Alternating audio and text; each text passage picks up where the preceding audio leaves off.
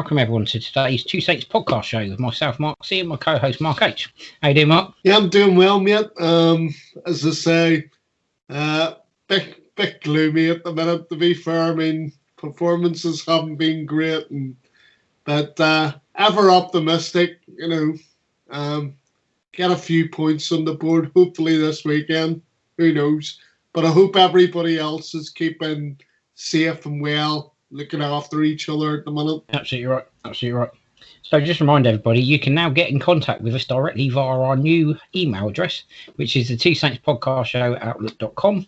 You can also use that for our Fantasy Premier League, and the code for that is LLV4C4. If you haven't got involved already, please do. We're up and running now, and I'm doing terribly. Mark's doing a little bit better than I am, so everyone's enjoying it by the looks of it. And just to remind you also that our podcast is actually now available via Spotify, SoundCloud, Overcast, Acast, Apple Podcasts, Google Podcasts, Deezer, iHeartRadio, Amazon Music, and also via our Facebook page, The Two Saints Show, and our YouTube channel, The Two Saints Podcast Show. So, not many platforms you can get it on there. Anyway. Well remembered, Mark. Well remembered. Thank you very much. So, moving on from there. Today, we've got for you our Two Saints review of Saints 2, Spurs 5. Yes, you did hear me right. That's not a misprint. Saints 2, Spurs 5. Saints news, other football news, Saints transfer news, and the Two Saints preview of Burnley versus Saints, which is taking place Saturday. So, I believe it's Saturday, unless we've got the day wrong, it's Sunday, in which case I've lost today. Anyway, so we're just going to take a very, very brief break, and we'll come straight back. And when we do, we'll be doing the review of Saints and Spurs. It's the Two Marks, C&H, on the Two Saints Show, Fiesta 95 FM. Right, get straight on with it. Saints 2, Spurs 5. Son scored 4. Ralph Hasenhüttl reflected on the Spurs defeat, and James Ward-Prowse said there were positives to take. So, yeah, there were not many for Saints fans, unfortunately. So, Son Heung-min said it was incredible to score 4 goals as Tottenham scored their first Premier League win of the season by coming from behind to thrash Southampton. He said it's incredible to score 4 goals in the Premier League. It's a big honour. Yeah. Don't go on about it. We don't need to know. I'm only joking. I wouldn't have scored 4 goals without this guy, Harry Kane. He's amazing. 4 assists. Deserved man of the match today. We've been working for 5 seasons now together. We know what we like. Yeah, we know what we don't like. We don't like giving you the ability to score 4 goals past us. Anyway, Ralph Hasenhüttl was disappointed that Southampton were unable to build an encouraging first half against Tottenham Hotspur at St Mary's. He said we had a strong first half with some very good scenes with a lot of chances from our side. We were compact and disciplined, had one silly mistake for half-time to bring it back to 1-1. Our heads went down a bit, their heads went up a little bit. I think their heads were on cloud 9 and we were on cloud -5. Anyway, and James Ward-Prowse said there were positives to take despite defeat and was looking to take the positives from it. And the host took the lead courtesy of Danny Ings, but 4 goals from Son Heung-min and Harry Kane strike made Ings second of the afternoon. Later on, nothing but consolation. Defeat leaves Saints still searching for the first win of the season. Ward-Prowse was buoyed by aspects of the performance, saying, "We were really pleased with the way we played in the first half, and I think we showed what we're all about. We were energetic, created some good chances, and maybe should have gone in a couple of goals up. But I think what killed us was conceding just before half-time. That took our momentum, gave them a little bit of a boost, and equally, conceding a goal so early in the second half gave them momentum to go on and win the game. When you're playing against a team like Spurs, you've got to take your chances, and we didn't take enough in the first half, and they keep made a few good saves. We take the positives. We had a really good first half. Just need to continue that over the course of the game, tighten up defensively, and I think we'll be all right." Well, that ain't rocket science, is it? Well done, Sherlock. So, James Sherlock Ward-Prowse, over to you, Mark. What did you make of those? So, what can I say, Mark?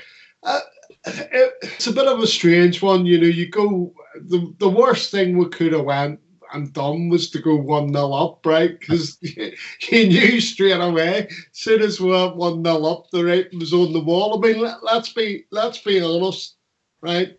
Yes, you can use the argument that the first half it was open for both sides. I mean, in fact, the match was open for both sides because I don't think Spurs were particularly clever defensively themselves. Let's also not forget they had 2 goals ruled out for offside, didn't they? Yeah, no, definitely. And the other thing that you've got to point out as well is Shea Adams didn't have his shooting boots with him. I mean, you're looking for him to put it either side of the keeper, and each time it seemed to drop to him, it was just straight at Hugo Lloris, and you're sat there going, "Oh, that's not going to get you a goal." But you know, on the flip side of it, I'd say that was probably true of the first half. But the second half, Tottenham dominated for me, really. It was, again, all right, if you're playing a high line, play the high line, but be aware that you're going to leave space in behind. And unfortunately, Harry Kane and Son absolutely killed us on the day. The thing is if you know the space is in behind there, and you're not going to cover it. I mean, Kyle Walker-Peters, you sit there and you think, you'd like to think he'd be quick enough to sort of get back in some capacity.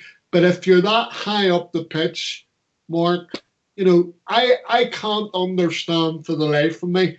And yes, you're probably right. The instructions should probably come from Ralph. But the more experienced players in the team should know straight away, you do it once, you do it twice, you do it 3 times. And, it was kind of like if you had an old sort of video recorder or you did the playback thing, it was sort of like carbon copy of each goal for about 3 or 4 goals. Right? Yeah, I got very frustrated by that. You're sat there and I was waiting for someone on the pitch. I've got to be honest, right? Even if the instruction isn't coming from Ralph, you look at your senior players on the pitch and you say, okay, we're giving them too much space behind, right? Because we're holding a high line, right? And the more senior players, I would expect them to turn around and say, drop off, just drop off. I've got to be honest, at that moment is when you're expecting your captain at that point to go, right, there's an issue here. And what I expected from Ward-Prowse was to go, do you know what? Because Ward-Prowse isn't stupid. He's a clever lad, right? What I expected from my captain was for him to go to Oriol Romeu, right, Oriol, you drop in just behind the centre-half or just in front of the centre-half and get the centre-half to drop back 10 yards and I'll drop into midfield. Okay, I'll drop into centre. You go back behind me. You step 10. You step a couple of paces in front of the centre backs. Get them to drop 10 yards. That's what I expected from Ward-Prowse, and I was a little surprised he didn't do that and he didn't identify that because, as I say, he's not stupid. He's a clever lad. So I expected a little bit of leadership from our captain, which wasn't forthcoming, unfortunately. And I think that was our biggest problem on the day. We lacked leadership on the pitch. Yeah, I mean, I think as well, I understand when supporters are turning around and saying, maybe the direction needs to come from the bench, and Ralph probably should have called it. All I'm saying to you is certainly the more senior players, because I'd go along with your train of thought about Ward-Prowse, but certainly the more senior players on the pitch should have been coming together and saying, look, there's too much space there and behind, we need to drop off, And the other thing I'm going to suggest is before now and even tomorrow, right, Ralph needs to have a look at his playbook again, because apparently he's got all these plays, and I'm sat there and thinking to myself, well, if the high line was too high, why didn't you bring something else into play? I've got a little bit of a tip for Ralph, actually. Drop the high line for Burnley. Play exactly the same way you played last season under restart conditions. Okay, play the way you played under restart conditions. Drop the high line for the moment, because the greatest respect in the world, your centre-halves aren't quick enough. You can't play the line you play with your centre-halves. They're not quick enough. It's as simple as that. It wasn't so much. It was awful. Jack Stevens was on the outside of Son nearly every time during Saturday's game against Tottenham. He needed to be on the inside of him, and he wasn't. He was completely wrong side of him. His position was all wrong, which meant he was on the back foot immediately the second that ball went over the top. And for me, Ryan Bertrand, I'm very surprised that he didn't at any point look over his shoulder and go, do you know what? This line's too high. I need to have a word with Jack and Jan. Ryan Bertrand's an experienced player now. He's been there. That's actually what I was talking about. Mark, should have been taking a look over his shoulder going, do you know what? Jack Stevens even should realise. Jack Stevens has been at the club long enough and played enough Premier League football at 26 to be able to go, bit of our line here. I need to have a word with Jan and we need to drop back 10 yards. Yeah. And Jamie Carragher said it. If Saints had played 10 yards further back, there's no issue. No, unfortunately, I'm quick enough to play that far up. I'm sorry, Mark. I mean, I've praised them on the show before now. And, the thing is I'm not his biggest fan. But Jack Stevens was back. It looked like normal service resumed for me on Sunday with him. I get what everyone says about Jack, right? And I get that under Project Restart, he performed really well. And I'll give him that. I'll give him credit where it's due. He made a big difference, to be fair. And I'll give him that. However, he's 26 years old now. He's not going to get any better. He's still making the same mistakes now at 26 that he was when he first arrived at the club. And you would have expected him to get that out of his system by now. And he hasn't. And he's not going to get any better. And that's the worry. And he's just been given a new 4-year deal. That's not the answer for me. Yeah, I mean, I think as well, when you look at it, you know, it was a high line. It was always going to be difficult for the likes of Ryan Bertram to get back. I mean, don't get me wrong. He's quick. He's not as quick as what he used to be. I mean, the other thing is... And if you look on the other side of it, you know, because I do think your fullbacks are more the key than the centre halves. And that was where the space was, in behind the fullbacks. And, you know, Kyle Walker-Peters struggled. I mean, I had to laugh during the week when you suggested, you know, have we signed another Marat Zaganovsky, you know, who was brilliant when he was on loan. And then as soon as he signed permanently, you know, everything went to pot. Yep. Zaganovsky syndrome, as it's now become known. That's what I call it. That's what I think Walker-Peters is suffering from. A little touch of Zaganovsky syndrome. That's probably a little bit harsh, and it is a bit tongue-in-cheek. Anybody that's tuning in thinking, oh, you're being really harsh there, Mark. It's very tongue-in-cheek, everybody, okay? It's a little bit of a joke. It's a kind of running joke now between myself and Mark, and that's it, what it is. It's a little bit tongue-in-cheek. It's just likened to the fact that, obviously, like Mark says, Zaganovsky came in on loan, played really well, got his full-time contract, wasn't the same player. Walker-Peters at the moment seems to be struggling. But then quite a few of them are. All I would say is, Mark, as well, is, you know, and I'm not using this as an excuse, but no fans in the stadium, okay? And I mean, I'm hoping that you won't see a more open game for the rest of the season, because it was ridiculously open. I mean, all right, Spurs ran out 5-2 winners. You know, there was disallowed goals all over the shop. You know, on another day, Shea Adams would have had a hat full. You know, Danny Ings would have got a hat trick. I hate to mention it, and you hate to mention it. You know, we go back to like last season. We go back to October last season. We all know what happened against Leicester. We're not going to go over that. But to be fair, you look at that second half against Spurs, that could have quite easily been Leicester Mark 2. Easily. Oh, yeah. And to be fair, do I think that's going to be a turning point like the Leicester game was? I hate to say it, everybody. On this occasion, I don't think this is going to be a turning point. I genuinely don't. It's not a turning point because it's different circumstances. Yeah. You know, it's different kind of football at the minute because you're not playing the audience. You could argue that this could be a turning point like the Leicester game was. I don't think it will be for that reason you've just said, because it is a different scenario. Yeah. But, you know, for me, it's not going to be a turning point. I don't think that result has any bearing on what's going to happen at Burnley tomorrow.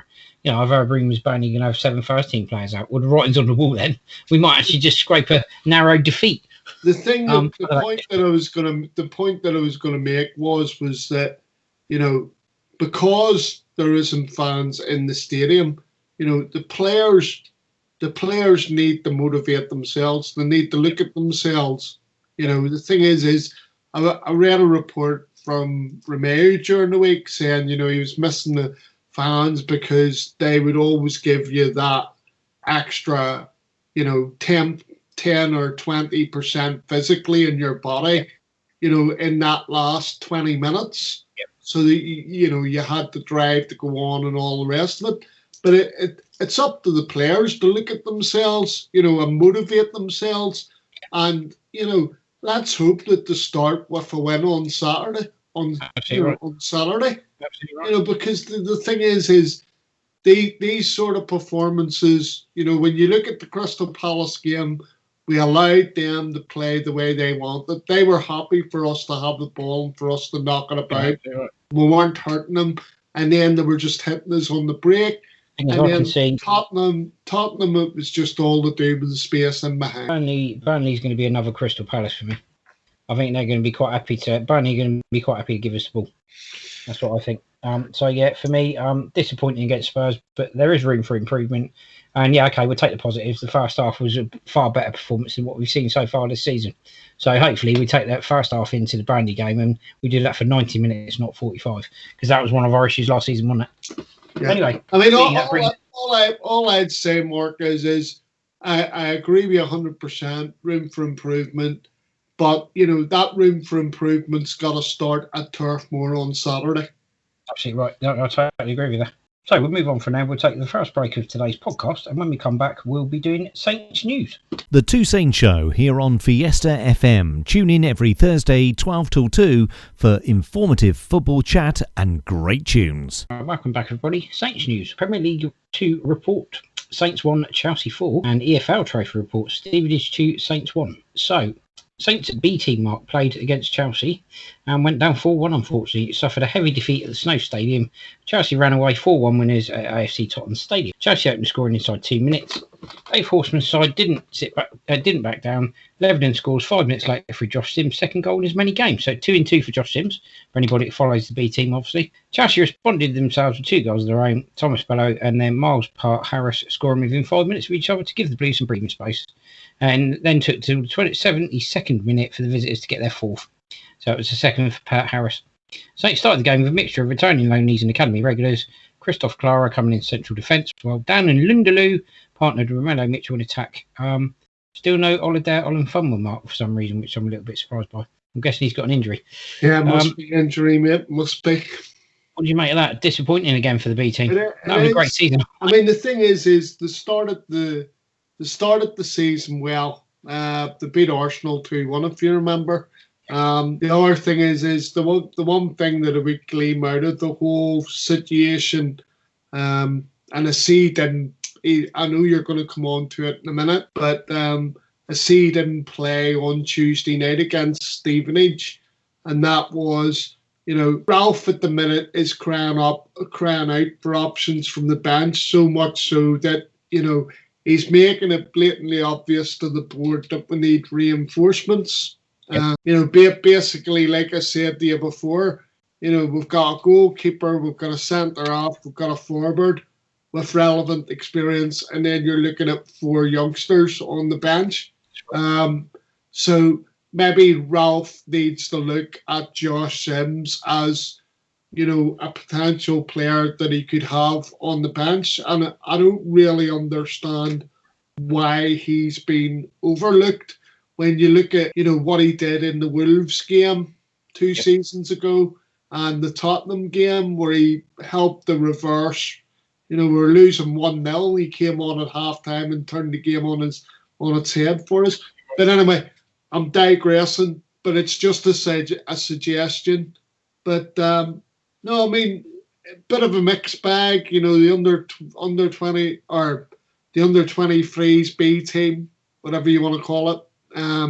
Good win against Arsenal start of the season. You would have thought that would have been a shot in the arm, but to go down 4-1, such a heavy defeat, you sort of think to yourself, is it going to just be a mixed bag season, or is it going to be a season of struggle? I'm not expecting to see us make a challenge for the league, Mark. You know what I mean?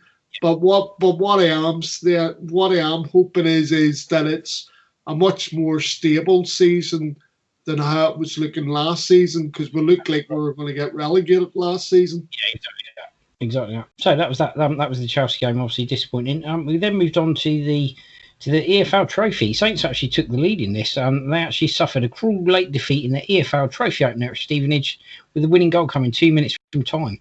Callum Slattery opened the scoring for Saints in the 37th minute with a free kick, which took a cruel deflection as far as Stevenage were concerned to take it past Jamie Cumming. Despite impressing during the opening 45 minutes, did not go into the break ahead. Marcus Dinanga equalising for Alex Revel's side in the 3rd minute of 3 added on. So that's very, very good. The winner was 2 minutes from the end. Terrain Marsh connecting from close range in the 91st minute. Saints made 4 changes to the side that lost to Chelsea in Premier League 2 on Friday, bringing in with Christoph Clara, Tom O'Connor, Caleb Watson, Josh Sims, making way as Jan Valery, Kane Ramsey, Jake Hesketh and Kegs Chalk came in. One of the returning Saints players, Jan Valery, used his pace to his advantage early on down the left flank, firing in a dangerous cross which Stevenage did well to head. clear after 6 minutes. Despite the hosts winning a couple of early corners, Saints more than held their own in the opening stages against their more experienced opponents. Danny Lindelöf, under considerable pressure from Ross Marshall, was in one-on-one, but he can only drag his effort wide of the near post. A bit like Shay Adams, he's not able to put it in the back of the net at the moment. Danny Lindelöf, who's having a bit of a barren spell. But Saints continue to put the hosts under pressure during the opening half hour, proving to be more than a match for the physical League Two side. As indeed, Stevenage went the closest on the evening. Femi Akinwande, it's a bit of a mouthful, cutting inside and striking the post on half an hour. The Saints cleared the rebound. So, went down to another defeat, Mark, unfortunately, and a late one.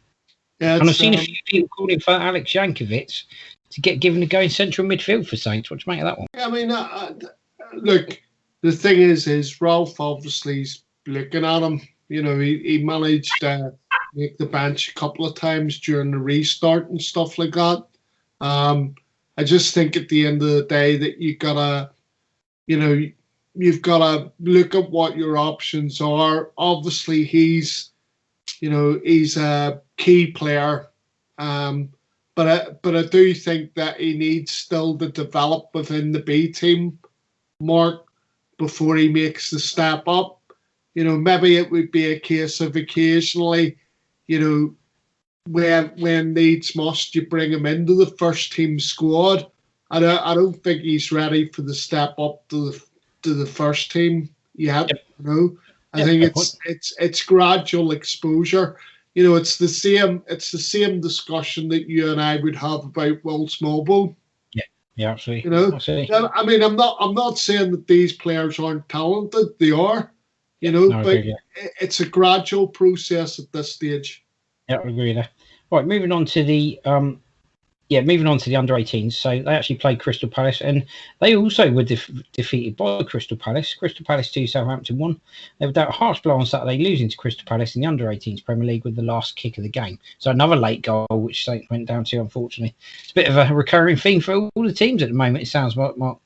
Yeah, I mean, the thing with the under-18s, I think I said, when we're talking about them before, the sort of playing what is a southern section, right? So you got, you know, clubs from London, Reading, that sort of thing, you know, and usually there's 12 within that sort of southern section, and you know we always tend to finish about 8th. So, but I suppose at that stage it's about the development of the players, and then you're more or less choosing the people that are going to go on and have careers, you know, hopefully at some football club. I'm running down the team, actually. The under-18s team was actually Ollie Wright in goal, Zuriel Otse Taiwo, Will Tizard, Leon Pambu, Matthew Carson. I think that's the lad you were keeping an eye on, Mark, I believe. I could be wrong, but you correct me if I am. Ryan Finnegan, replaced by Kava Saka on 70 minutes. Jaden Smith, Goran Babic, replaced by Teddy Davy on 64 minutes. Diamond Edwards, that's quite a unique name for a footballer. Marcus Russ, and Sam Bellis was replaced by Lewis Payne on 46 minutes. Yeah, well, hopefully young Diamond will be a diamond to come. You know, it's quite a name, that, isn't it? No pressure there. Yeah, I mean, but he's got pressure on himself straight away. I mean, you know, he must be thanking the parents for that one. Oh, but anyway, no, like I said, it's always difficult to read with the under-18s. You know, you'd always hope that it was going to be, you know, you were always hopeful that you were going to have a side, you know, a bit like the FA Youth Cup final team that we had, you know, and you sort of hope that you're going to have those moments more regularly so that you know that you're doing the right kind of things with the academy and everything else. That's right. I mean, we're in a lull, mate. I mean, the thing is there are people there with the potential, but at the end of the day, it's about whether they can force themselves, you know, into the first team squad reckoning, not onto the pitch, but into the reckoning, you know. Yeah. It's at the minute, it just seems to me that like there's a bit of a lull in terms of the academy. You know, the ones that get talked up, you know, I tend to disagree with the coaches. I tend to pick out people that they don't seem to talk about that much, and then, but what do I know? I'm only a punter. Yeah, you know about. Anyway, I think we'll move on to the women's football. So, Pool 1, Saints 5. So Southampton women managed to do what the men and the under 23s and Bs and whatever you want to call them haven't managed to do, and they put 5 past Pool Town. So it was Pool 1, Saints 5. Also, Southampton FC's season tickets, women's season tickets have sold out. Great news for them. And the women's game is going to be live streamed this weekend thanks to Virgin Media, which is fantastic as well. So we'll go back to the match report. And it was Pool 1, Saints 5. Southampton FC women started their 2020-21 league season with a dominant 5-1 display at Pool Town. Pusey opened scoring after 20 minutes. Superb curling effort into the top right-hand corner, which left the pool keeper with no chance. Saints added 2 more in quick succession between the 25th and 30th minute. Shannon Severwright hitting another from long distance, while Georgia Freeland found the bottom corner just inside the penalty area. Paul got a goal back on 30 minutes. Thierry Shenny rewarding for closing down the Saints defence for a rebounded effort. The 4th for Saints came just after the break, Freeland getting on the end of a Pusey cross to finish from close range, and Pusey's second came 2 minutes from time after a tight, well-contested second half. Saints 11 was a familiar sight for those who followed the side closely last season, Severwright skippering the side from centre midfield and Pusey leading the line. But also included amongst the starters was youngster Millie Mott, a graduate of Southampton's RTC, who lined up at left. So there you go. Really good mark. Fantastic. Definitely. I mean, yeah, if you can't get any solace from following the male team, do yourselves a favour and watch the women play. I mean, I tell you what. I mean, even if it is a good or a bad result on Saturday evening, Mark, trust me, I will be tuning in for the free streaming from the official website, and I'll be watching the women play Buckland on Sunday. I'm actually genuinely looking forward to it, because the other thing about our women, and trust me, they will romp the league this year. They were doing it last year. Yeah, it's a disaster for them what happened, really. But they'll romp the league this year. But the thing that I've noticed about the Southampton women's team is, and I'm sure it is of a lot of the women footballers, but they play the game with a smile on their face. And it's something that you rarely see in the men's game. You rarely see it. I mean, there's probably a lot. They probably would argue there's a lot more at stake. But it's just as competitive at the top level in the women's game. But trust me, I'll be glued to this streaming on Sunday against Buckland. But it's great news that the season tickets have sold out. I'm hoping that's because you and I plugged it last week. Yeah, it's definitely that, because there were a limited number of 300 season tickets available, with fans now able to join the waiting list. And when more tickets become available, those on the waiting list will be contacted first. So there you go. We did our bit for the women. Well done, ladies. You didn't let us down. Fantastic. Yeah, from us. Well done, the two Saints show. Yeah, due to COVID-19 restrictions, obviously limited capacity at the Snow Stadium, and it was limited to 300 season tickets, and they've all gone. So brilliant, fantastic. Brilliant news. Supporters will be unable to purchase tickets on a match-by-match basis, unfortunately, starting with Sunday's home opener against Buckland, due to limited capacity, and that's the reason. It's limited capacity, so unfortunately you won't be able to do it that way, which is a real shame. But on the positive side, it is being streamed thanks to Virgin Media. Brilliant. And obviously, great news the season tickets are sold out, and let's hope they can continue after beating Poole so comprehensively. Yeah. So anyway, and that was actually the next article we're going to cover regards to the ladies, is the fact that, so this Sunday when they host Buckland Athletic, thanks to main partner Virgin Media, you'll be able to catch the action from the comfort of your own home. Saints fans will be able to watch the game live on Southampton's Facebook page and YouTube channel. And you have commentary from ex-England international Sue Smith. So there you go, everybody. You'll be in exalted company there. So great news, Mark. And well done, Virgin Media. All right, so moving into the next bit of Saints news. Saints have teamed up with Techers Academy in Bahrain. Interesting one. And the story that's going to follow that is also Saints has win Leaders in Sport Award. So that's for the Saints Foundation, which is great. So we'll look at the Techers Academy first off, because nobody will have a clue what that is, Mark. Southampton Football Club is delighted to welcome Techers Academy Bahrain to its portfolio of international academy partners, and the club's first international partner from the sovereign state in the Middle East. It was actually established in 2015 by Paul Shipwright and Dina Rahman, Tekkers Academy has grown year on year, supporting development of the game in Bahrain. So that's an interesting move, isn't it? Yeah, I mean, I don't really understand what they're hoping to achieve through the hookup, really. It actually says Mark Abrahams, Director of Business and Community Development, Southampton Football Club, commented, "Once we met with both Paul and Dina, it was clear they have a real passion for the game and a commitment to developing both their coaches and players. Their approach and values connect really well with the Southampton way, and therefore the International Academy Partner Programme fits perfectly with our shared ambitions." That might give you a little bit of insight into what the reason is for it. Right. The thing is, and it gets curiouser and curiouser, right? To me, it seems to be that we're going around the world to spread the gospel, let's say, of Southampton Football Club.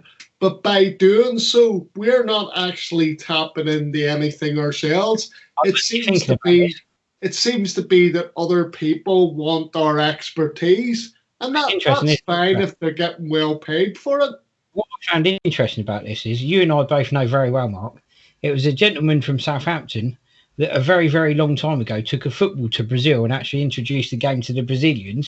And look how that went. Right. We're now, as Southampton as a club, are now getting out there and spreading the word and putting football out there and blah, blah, blah. And again, we're not gaining from it. So the guy who actually took the football out to Brazil, England didn't gain from that in any way. And what Southampton are doing at the moment, we're not gaining from that either, are we? But it's quite interesting that actually happened. It's a slightly different parallel, but I see what you're trying to say. But the thing is, Mark, it's like, I don't know, I'm slightly confused. I mean, I get that, you can send, disciples out to spread the word about Southampton Football Club, and that's fine. But, my question would be, I understand what these other link-up clubs get, right? Because they're looking for guidance, they're looking for a certain amount of expertise. It's obvious that they feel that Southampton can fulfill that for them, right? But what do we as a club actually get out of it? I'm assuming that there must be some sort of money coming our way. I mean, when you look at the link up that we have with the club that I've forgotten his name, help me out. Raddy Jady. I think it's called Heartland Athletic or something. But when you look at the link up there, you had I think Tariq Johnson's out there at the minute, and you're sort of sitting there. Nobody's actually explaining what the whole idea of the link-ups are. Is it a question that the club are getting paid money for doing it? I'm actually wondering if, because me and you spoke about the fact that Saints get a fair majority of players from the exit trials of other clubs. And I'm wondering if this is Saints trying to find a way around that and actually get players from other areas of the world, rather than having to rely on getting players from exit trials. Maybe they're thinking if they get players from elsewhere, like places like Bahrain and other areas, that they may find a slightly better quality player than those that come out of the exit trials. Okay. Because I guess with the exit trials, you might be a little bit limited, and maybe they're just trying to expand their boundaries and just try and, I don't know, maybe they're trying to improve their recruitment, because our recruitment over the years has been poor, hasn't it? Even at academy level. So maybe that's why they're doing it. I don't think it is that. I mean, like I said, it feels to me more like Saints are on a sort of evangelical trip around the world. I don't think it's anything about doing unearthing players or anything like that there from far-flung places. Because if you were to do that, why don't you then set up satellite centres or some sort of schooling academies? And we're not doing that. You know what I mean? I mean, if you think back to when Ralph Kruger was at the club, he was actually saying satellite centres, etc., was the direction the club wanted to go in. Yeah. So maybe that's what they are doing. Maybe this is step one of setting that up, because they didn't set it up when he was there, did they? Maybe they're still doing it. No, I mean, now they've got the personnel to do it. All I would say is how many footballers do you know from Bahrain? Not many. I don't know any. So you're doing better than me, Mark. You're doing to be fair, To be fair, I didn't know an awful lot about Moroccan footballers, and I think we've had about 4 at Saints over the years. So there you go. I know more about middle distance runners from that part of the world, Bahrain, than I do footballers. I know about your superior knowledge. And those Bahrainians are people who have changed nationality. Yeah, about your superior knowledge on that one. So anyway, so there's that one. West Brom date change. So this is an interesting one. Following the announcement that a phased return of fans to stadiums is on hold, all Premier League fixtures that fall on the first weekend of October will now be televised. There's a surprise. As such, Southampton's Premier League meeting with West Brom, which is due to take place on Saturday, 3rd of October, has been rescheduled for the 4th of October at midday and will be broadcast live by BT Sport. There we go. And the one before that, I did actually almost miss that completely. So Saints has win the Leaders in Sport Award, Mark. I very nearly forgot that, everybody. I do apologise. So before we get on to the coverage of games, Saints has won the joint campaign from Southampton Football Club and Saints Foundation, launched in response to the COVID-19 pandemic, and has won the Leaders in Sport Community Award. The Outreach and Engagement Project was launched to help those that were isolated and vulnerable in and around Southampton and has been recognised by Leaders in partnership with Facebook. Saints has been chosen as the winner of the Community Award, celebrating an organisation that's using sport to bring a community together. Find out more about the award here. So it's obviously on the website, you can find out about that. But Saints has won. The Club of Saints Foundation partnered with Fair Share Southern Central, Hampshire's biggest charity for fighting hunger and food waste, with staff volunteering 1,700 hours of their time to cook and distribute 13,000 meals in the local area. And we're led to believe a lot of the positive stuff that came at the club during lockdown came via Katarina Liebherr as well, Mark. Right. So credit. I'm not going to get into that. Let's just turn around and say, well done to the Saints Foundation on the award. Because it's part of the Saints as one grouping, but well done to the Saints Foundation. I noticed on social media that Greg, is Greg Baker, is pleased as punch about having won this particular award. So, we're part of their elbow. But let's be honest, going back over it, and they're still doing it now. But, the response, especially from the sort of Saints Foundation, Saints has won sort of campaign, during the COVID crisis has been absolutely brilliant. And like I said, even though, I've had gripes, over the last few weeks, I have no gripes over how proud I am of what's been done there. Great stuff. Yep, definitely. And we've already inadvertently we've already covered the fact that the West Brom game has been switched from 3rd of October to the 4th of October, but is now on the 4th of October, which is Sunday at midday, and will be broadcast live by BT Sport. And it says, please note all fixture dates and times are under continual review in accordance with emerging government guidelines. And if you're on the Saints website, there's obviously a link you can click that gives you a full fixture list. Correct. So that covers that one. And I think we'll move on from there as well. Regards to season ticket refunds. So Southampton Football Club would like to advise all 2020-21 season ticket holders that they'll be refunded for Sunday's game against Tottenham, as fans will not be permitted to attend due to government guidance. So their first pro rata refund again, Mark. Yeah. So yourself and others will be getting some of that, I'm guessing. Yeah, the thing is I think the way the club's working it, just for people who maybe even turn around and say, I'm never getting their money back, which I'm sure there's plenty of people out there who didn't read the small print. As I understand it, Mark, you'll get reimbursed at the end of each month, right?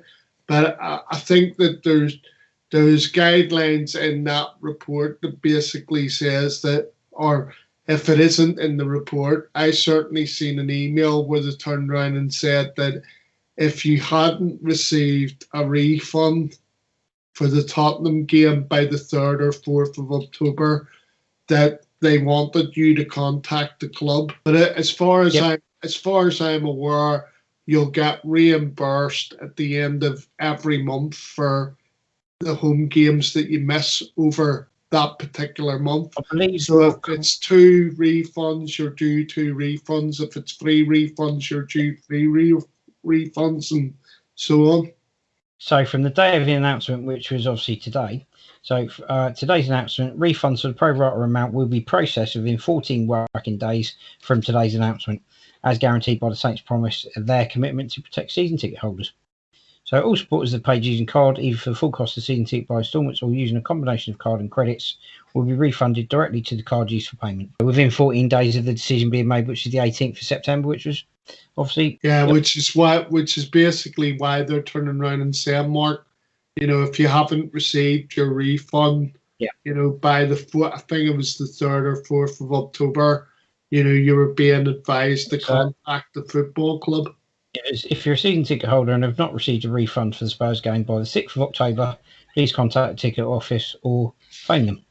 There you go. So moving on. Katarina Liebherr won't sell Southampton shareholding and can possibly veto any takeover. So Chinese businessman Jishang bought an 80% share in the club in 2017. He's looking to sell that percentage of stake at the moment. Katarina Liebherr, on the other hand, will not be selling a 20% stake in the club. And she has potentially also said to still have the power to veto any proposed takeover. Now, I've seen people questioning as to why she's holding on to that 20%. It could be that she genuinely cares about the football club and doesn't want to walk away, leaving them in big trouble. But I know there are a lot of people, myself, also have thought at some point that maybe the 20% is a nice little owner for her and nothing more, nothing less. Obviously, regards to investment from the owners, we're led to believe there hasn't been any funding from the owners in 5 seasons, totally more than £1 million. So it's certainly not in regards to putting in any investment, is it? As people seem to think. They seem to think she's going to invest whatever, given that she's got 20% of the share of the club still. I don't believe there's going to be an investment. Are we still reading the article, or do you want me to comment? No, you come on, Mark. Right. So maybe it's not such a bad thing that she owns 20% in this instance, mate. The thing is maybe it's not such a bad thing that she does have a veto on it. I'm slightly weary. I've got to be totally honest in regards to the takeover. I'm slightly weary.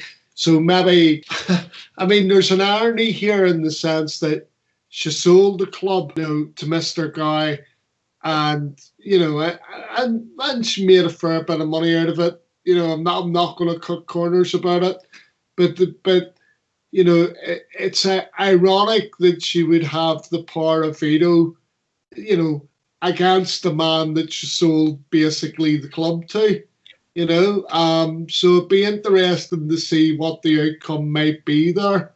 That's of course if she's got a veto. I mean, I don't think she really has, because at the end of the day, if they're buying 80% of the club, they in essence, to me, they own the football club. Irrespective of whether she's got 20% or not. Yeah, I mean, let's not kid ourselves. 20%, yeah, okay, she's going to get a certain percentage of any profit the club make, but I don't believe she's keeping hold of the 20% for that reason.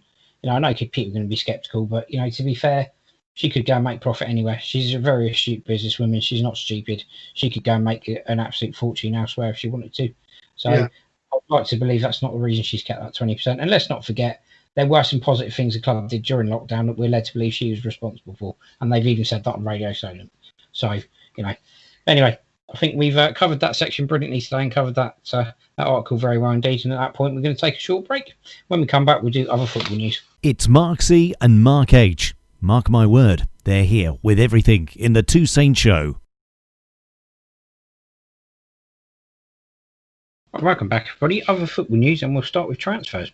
Aston Villa have signed forward Bertrand Traoré from Lyon in a £17 million deal. Burnley have completed the signing of midfielder Dal Stephens from Brighton on a 2-year deal for an undisclosed fee. Chelsea have signed Rennes keeper Edouard Mendy on a 5-year deal for an undisclosed fee. Leeds have signed Sociedad defender Llorente, so they've signed Diego Llorente on a 4-year deal, and that is an undisclosed fee as well. Under has completed his Leicester loan move. That's Cengiz Under on a season-long loan. He's Turkish, obviously. Liverpool signed Thiago from Bayern Munich for £20 million. Liverpool have also signed Wolves' Diogo Jota for £41 million. Gareth Bale has rejoined Tottenham on a season-long loan. And Reguilon joins Idle Bale at Spurs. So Tottenham signed Spain defender Sergio Reguilon from Real Madrid on a 5-year contract. Wolves signed Semedo from Barcelona in a deal reported to be worth £37 million.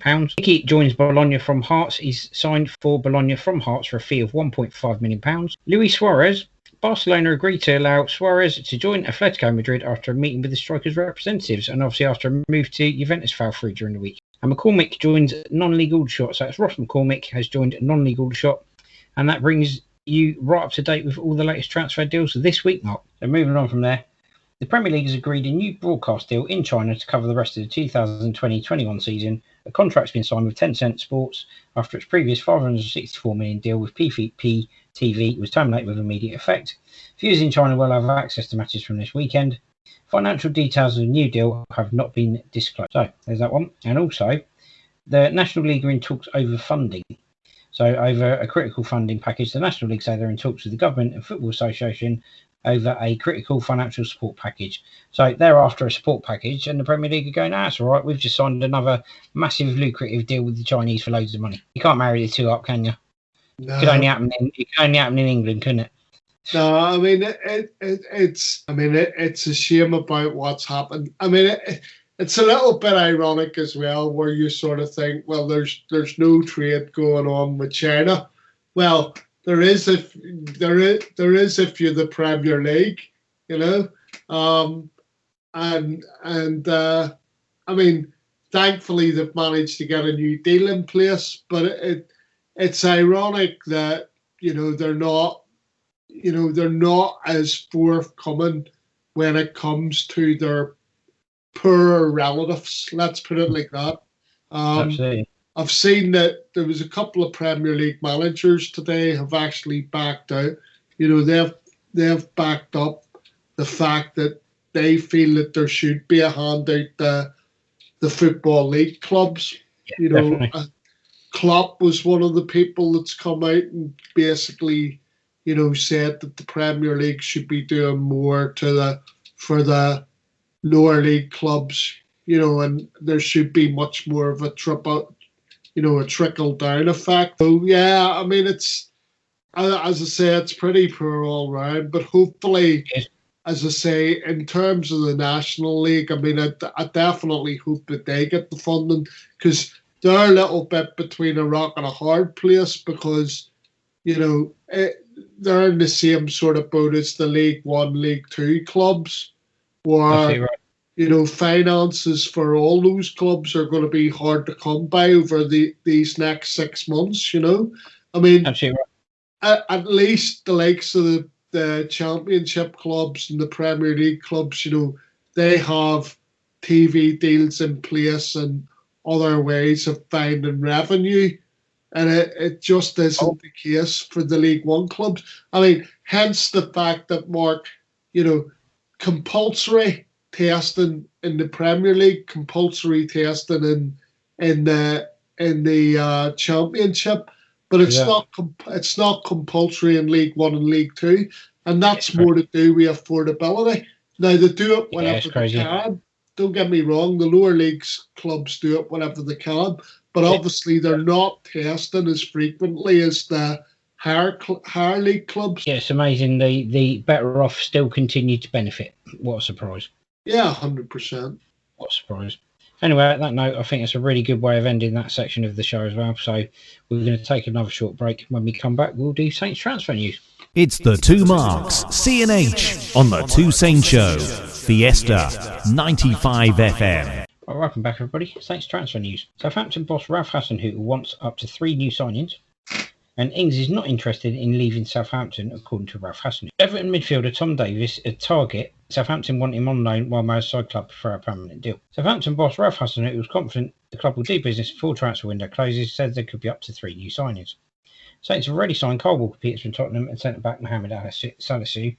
Everton midfielder Tom Davies was linked, although we're led to believe that's fallen by the wayside a little bit, but we'll be getting to that very shortly. Southampton only want to take him on loan, while the Merseyside club would at the most prefer a permanent deal. Hasenhüttl said, I know we'll get players in. Now comes a moment where some good opportunities are coming up. Our number one choice, it may not be so easy to get now, but there are some other alternatives coming to us, loan or permanent. I think we know we need 1 or 2 players minimum, maybe 3. So there's that. Also, he said that Danny Ings will be remaining at Southampton. So Ralph Hasenhüttl said, speculation regarding the striker moving away from St Mary's was absolute nonsense. So I don't know, often I spoke last season about Ings and how important he is. All I want to say is that there is zero interest from Danny to go anywhere. He's 100% happy to be it, and for us, it's 100% not discussable that we allow him to leave. He's one of the best strikers in Europe. Any rumours are absolute nonsense. So great on both of those, I would say. Ralph sending a clear message to the board, Mark. Whether or not it's going to make any difference, I don't know, and make it very clear that Danny Ings is going nowhere. I mean, just on the Danny Ings one, I mean, let's be honest, we were always fairly confident he wasn't going anywhere anyway. Yeah.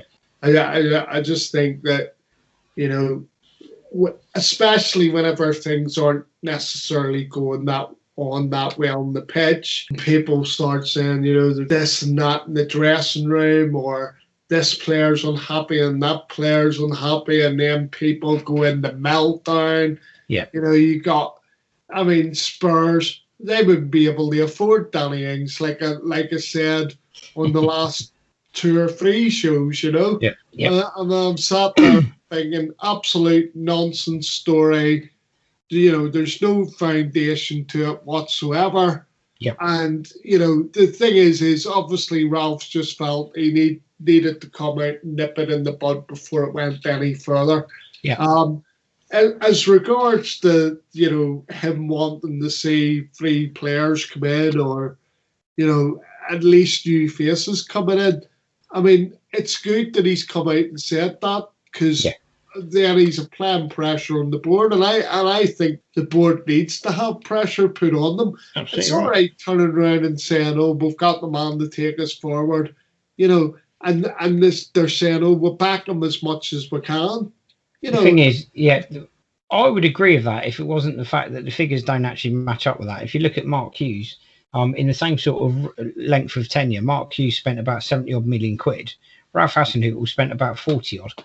So there's no comparison. They actually backed Mark Hughes more than they backed Ralph Hasenhüttl. So I think the board need to pull their finger. Well, Ralph's only ever spent what's been brought in by the football club, right? The difference was, and this is not me casting aspersions on Mark Hughes, but the way the club was run back then, because I think obviously Ralph has his targets and he gives it to the appropriate people, and then they have to work on getting those targets in.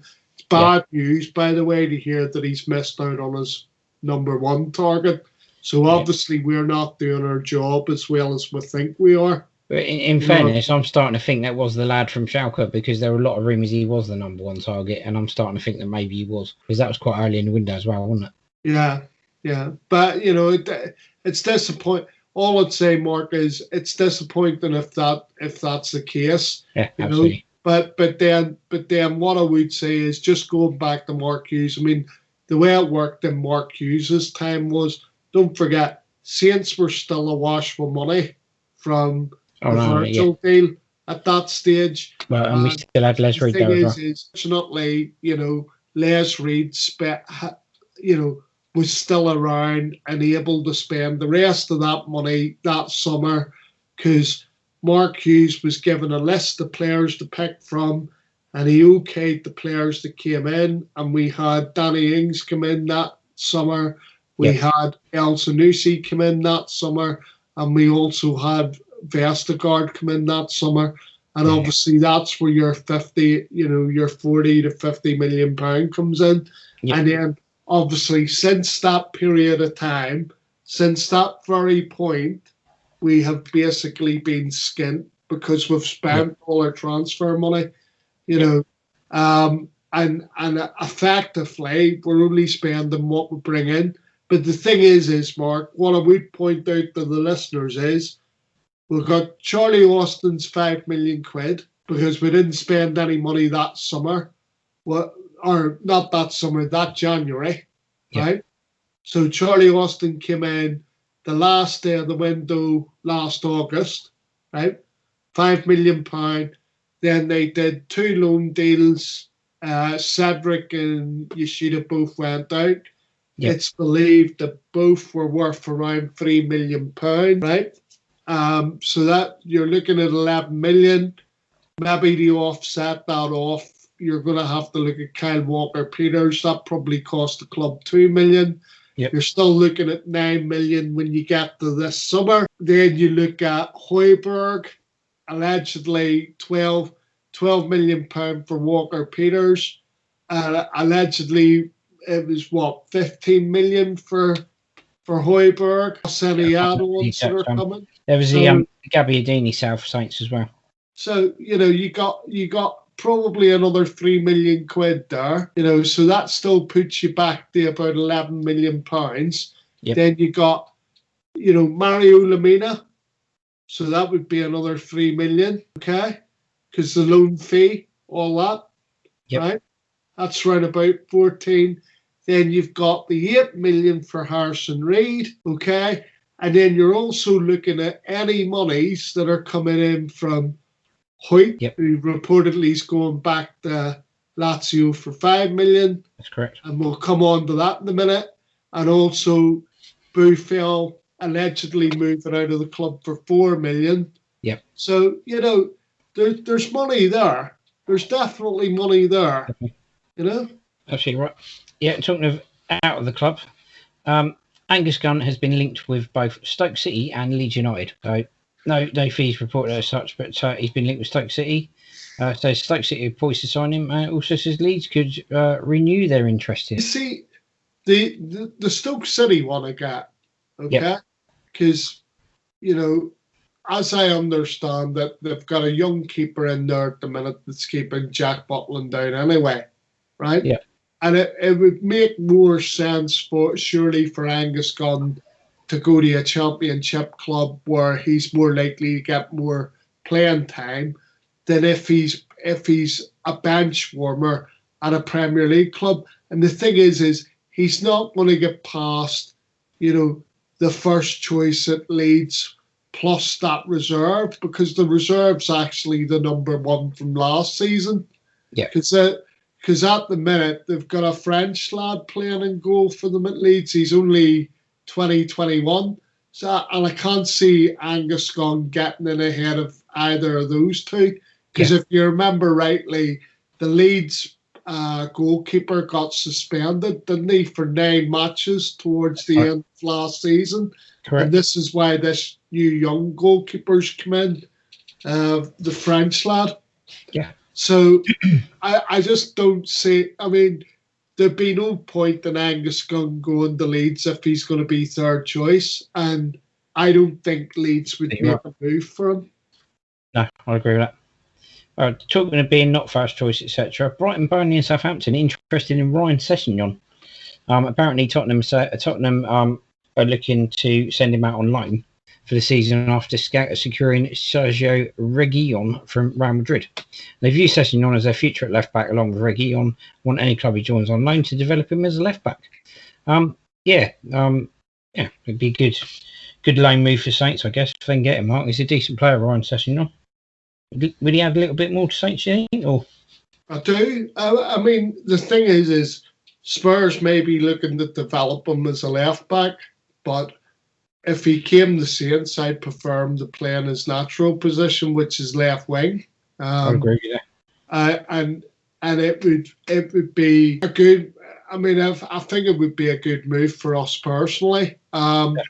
His career, obviously, since he's gone to Spurs, it's absolutely stalled. I mean, he's not getting any sort of game time, so it could be a win-win. I mean, the only thing is, Mark, if we are going to send him and he's going to come on loan, for goodness sake, before we sign him, make sure that he's up to speed. His fitness is good and everything else, and he's ready to come in and make an impression in the first team. Absolutely right. Yeah, I agree with that. So we've got a lot of these transfers to get through, so we'll keep it moving on. Big update on Southampton bids to sign Tom Davies and Olivier Ntcham. Southampton made no contact with Everton about signing Tom Davies since Pierre-Emile Højbjerg joined Tottenham in early August. Saints have an interest in Mersey's midfield and asked about him initially as part of a potential swap for Højbjerg, but eventually opted for Tottenham ahead of Everton, and that killed a potential exchange deal. Meanwhile, Saints are among 4 clubs interested in another central midfielder, Celtic's Olivier Ntcham. The versatile Frenchman is also wanted by West Brom, Marseille and Lyon ahead of the October the 5th cut-off. All 4 clubs have made inquiries about what it would take for Celtic to let the former Man City man go. Saints are keen to bolster their midfield after losing Højbjerg to Tottenham last month for a fee of around 15 million. No Tom Davis and possibly no Olivier Nisham, or possibly Olivier Nisham. Yeah, it's an ongoing thing again, isn't it? Right. So, okay, well, I let you know what I think. Anyway, the thing is, Mark, again, it's rehashed stories from journalists here. Yeah. Because the thing is like Alex Crick was jumping up and down.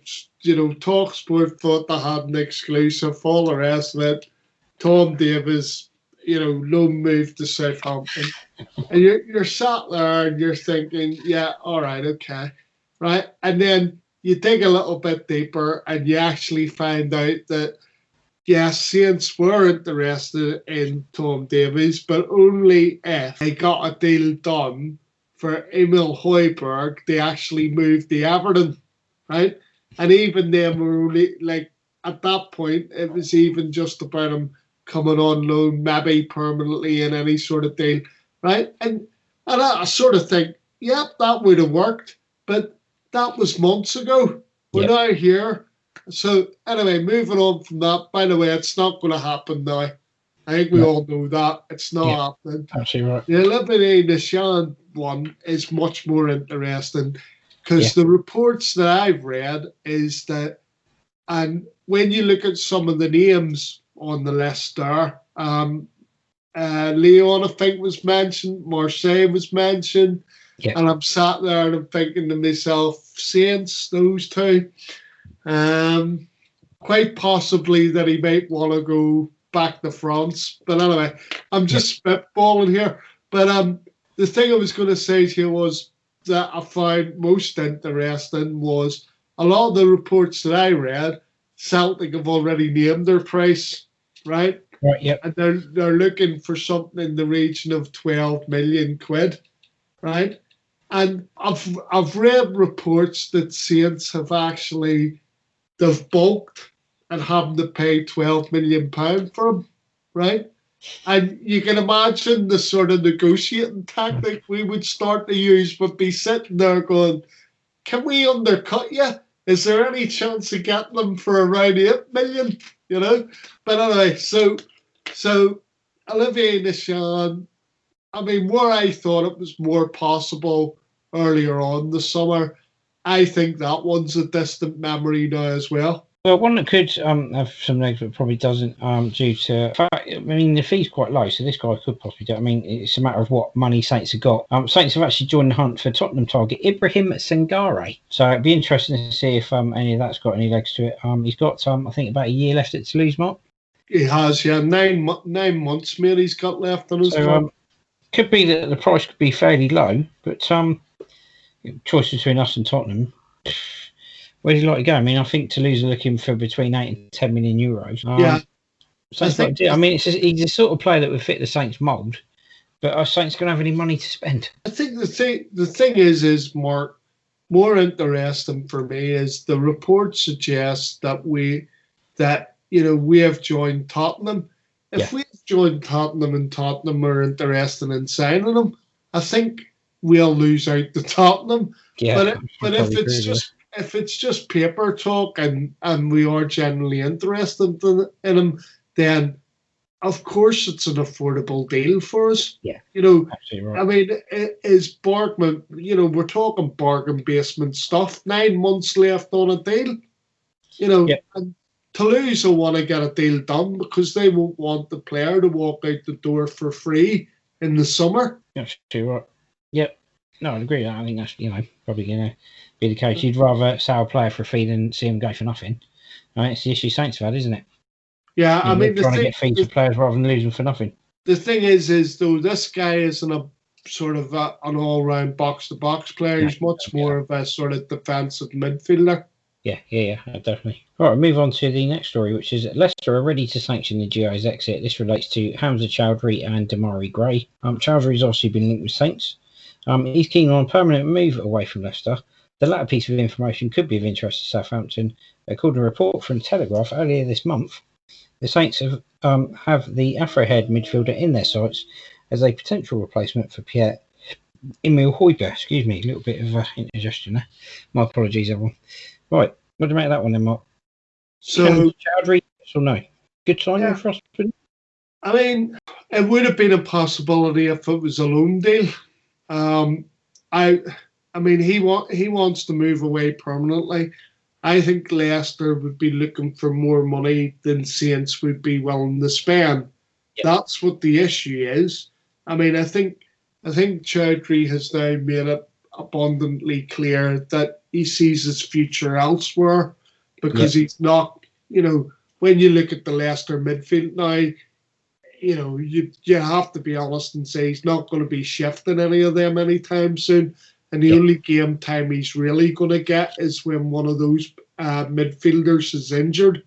So we're just going to have to basically wait and see. But I mean, I would say he would be a good signing for us. But I just think that at the end of the day, we're not interested in signing him permanently.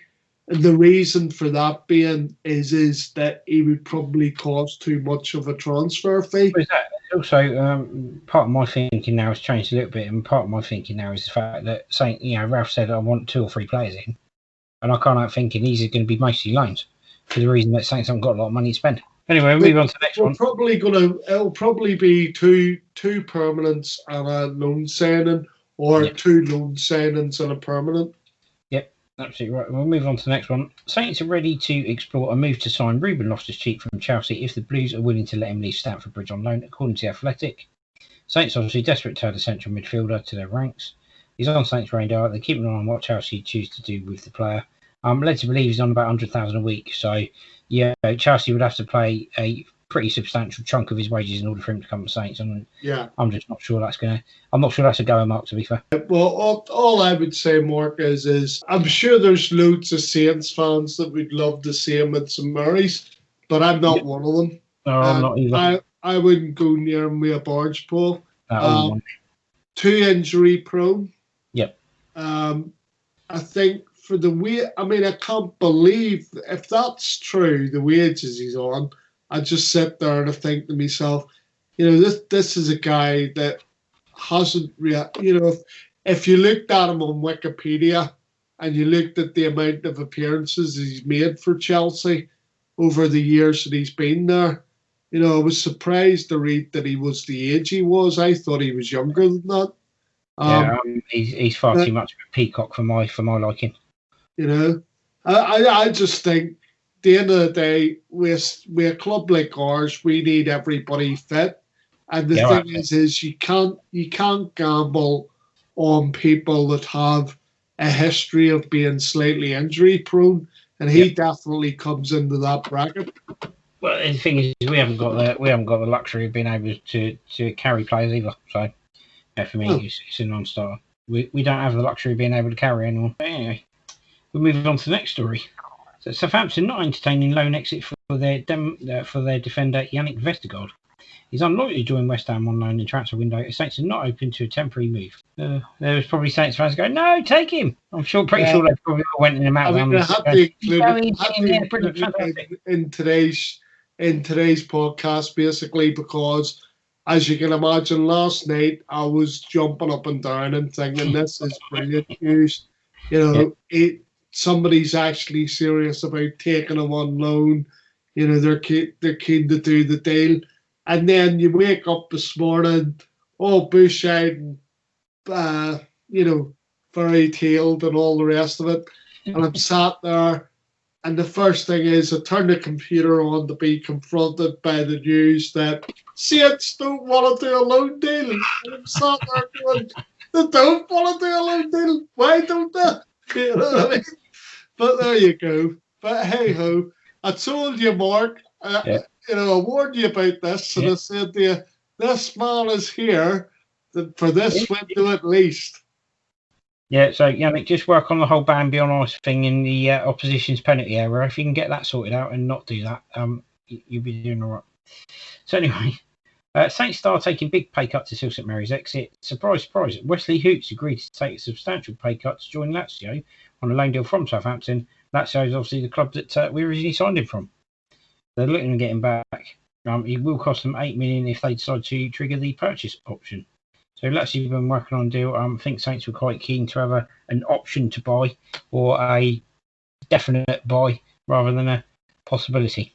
So it'd be interesting to see what happens there. But hopefully he'll be gone. Yeah, I mean, all I would say is it's my understanding that obviously he's joining, on loan initially, and then Lazio's going to be paying a fee of between 5 and 7 million euro, and at least it's one of the players out the door that at the end of the day wasn't really contributing anything. Yeah, I mean, let's hope we get the 8 million, because that'll go a long way to getting someone else in, won't it? Yeah, exactly. Okay, well, we'll move on now to League One club in talks to sign Southampton man. So League One outfit Angers have initiated talks with one-away Southampton winger Sofiane Boufal over a potential deal to take him to France in the ongoing window.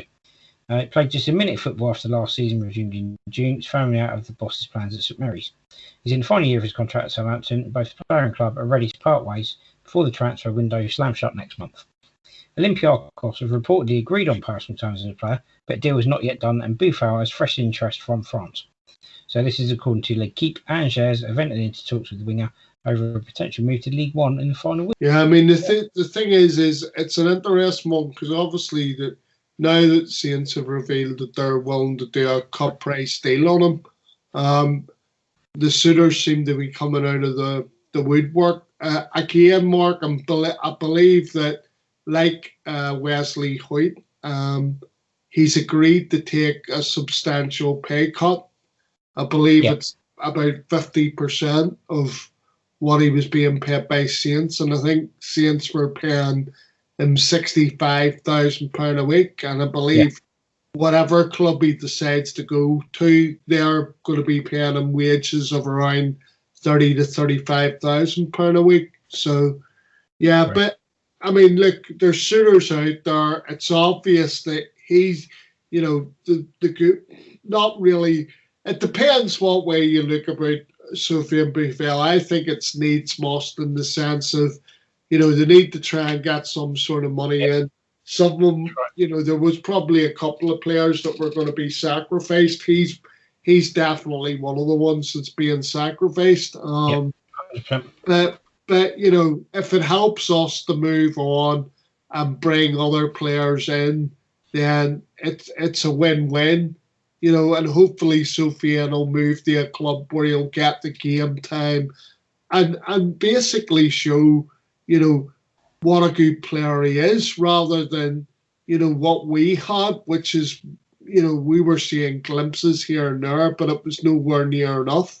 Yep, absolutely. No, I'd agree with you. Right. Well, I think that brings all the transfer news relating to Saints to a very nice end. We'll take a very short break, and when we come back, it will be the Two Saints preview of Burnley versus Saints. The Two Saints Show here on Fiesta FM. Tune in every Thursday, 12 till 2, for informative football chat and great tunes. Welcome back, everybody. So, the Two Saints preview of Burnley versus Saints. Last season, opening game of the season was obviously Saints versus Burnley. Ashley Barnes actually scored twice. It was a very comfortable win for Burnley. Not an awful lot from Saints. Usual poor start from us in the league, to be fair. And in the other fixture, the return fixture at St Mary's, Matej Vidri's superb goal actually gave Burnley the win at Saints. So we actually lost to them twice, Mark, which was definitely against the script. When a lot of people were upset we couldn't beat Burnley. Burnley aren't a pushover, to be fair, and it's never an easy game, is it? To be fair. No, I mean, it reminds me. Also, if you look at, sorry, carry on. Sorry, mate. I was just going to say, it reminds me a little bit of. Do you remember whenever Everton always had the tag of Dogs of War? You know, when Thomas Gravesen, Lee Carsley, people like that were playing for them, and they had the sort of Dogs of War tag. And I just think the thing with Burnley is like they're slightly underappreciated in the Premier League, whereas I appreciate what they're about, because I just sit there and think to myself, again, we look at what's happened during the pod. They've brought in Dale Stevens. And what they tend to do is they tend to bring in players that have relevant Premier League experience. A bit like what Laurie used to do back in the day. You know, Yep. he'd always bring in experienced players that had 1 or 2 years, left in their legs, and he felt that they could do a job for Saints, and, Yep. that's what Sean Dyche does. We've seen Peters from Stoke City go recently to Burnley, people like that there, and all these people to sign up, the Jack Corks and people like that, before they've even got to Burnley, they've all had relevant Premier League experience. Not only that, but the thing is the buy into the work ethic, and there is a tremendous work ethic there. And all I would say is, Mark, I thought what was very telling during Ralph's press conference, somebody asked him, right? Somebody said to him, are you concerned about going up to Burnley and there being no crowd there, right? Yeah. And he turned around and said, I'm more concerned about the wind at Burnley. Yeah. That was what he said, in reference to windy conditions. Because any time I've ever been up there, and I've been up there during the summer, right? And as you pointed out, last season was the first, it was the first game of the season, right? And all it did was it was howling a gale, and it lashed down. It absolutely bucketed down, Yeah, can you do it on a wet and windy afternoon in Burnley? The answer was no. Saints couldn't, unfortunately. No. Yeah, but yeah, you look at this season. They've actually had 3 friendlies leading up to the start of the Premier League. They drew 0-0 with Preston in a friendly on the 1st of September. Played Heart of Midlothian on the 5th of September, 1-4-1. Joe Rodriguez with a penalty. 11th of September, they beat Maritime 3-0. Wooden Vidra and McNeil with the goals. And in the Premier League, they've only played 1 game and they actually lost that. And that was against Leicester, and that was a 4-2 defeat. Again, Rodriguez scored in that one. Yeah, not ideal in the league. However, in the EFL Cup, 17th of September, drew 1-1 with Sheffield United. They actually went through 5-4 on penalties after beating Sheffield United on penalties. And 23rd of September, they beat Millwall 2-0. So the form's a lot better than the Saints at the moment, to be fair. Like I said, it's going to be a tough nut to crack, and it'll take people to apply themselves. Definitely. The conditions, and B, they're just going to have as good a work ethic as what Burnley have. I mean, last season when I was up at Burnley, the Saints struggled. I remember Jack Stevens basically falling over his own feet while in possession of the football, and thankfully Anthony Taylor called it back because he had seen an infringement, some sort of foul. I hadn't. Ashley Barnes actually went on and scored, but as I say, I could call back. So, yeah, I mean, also that day, Højbjerg didn't start because he had the food poisoning episode, and he was on the bench. And strangely, even though he was on the bench, he actually came on. And you're sat there and you're thinking to yourself, well, if he's coming on, why couldn't he start? But anyway, apart from that, all I would say is as long as Saints play themselves and match them in and around the park, I can't honestly not see us coming away with something from this game. There you go. I've said it now.